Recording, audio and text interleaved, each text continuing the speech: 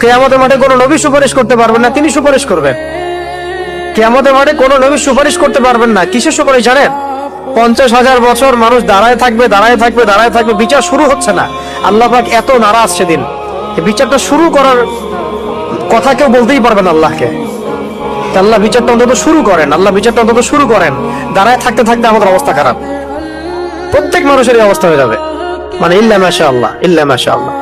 তখন প্রত্যেক নবী রিফিউজ করবেন, আমি পারবো না, আমি পারবো না, আমি পারবো না। আদম আলাইহিস সালাম বলবেন না আমি না, নূহের কাছে যাও। নূহ আলাইহিস সালাম বলবেন না আমি না, ইব্রাহিম আলাইহিস সালামের কাছে যাও। এভাবে একে একে একে একে করতে করতে রাসূল সাল্লাল্লাহু আলাইহি ওয়াসাল্লাম পর্যন্ত আসবেন যখন, তিনি বলবেন যে আমি সুপারিশ করবো, আজকের এই সুপারিশ আমার জন্য। তাও মানুষ দেখবে যে রাসূল সাল্লাল্লাহু আলাইহি ওয়াসাল্লামকে সুপারিশ করানোর জন্য বোরাক নিয়ে আসা হচ্ছে উপর থেকে, আসমান থেকে।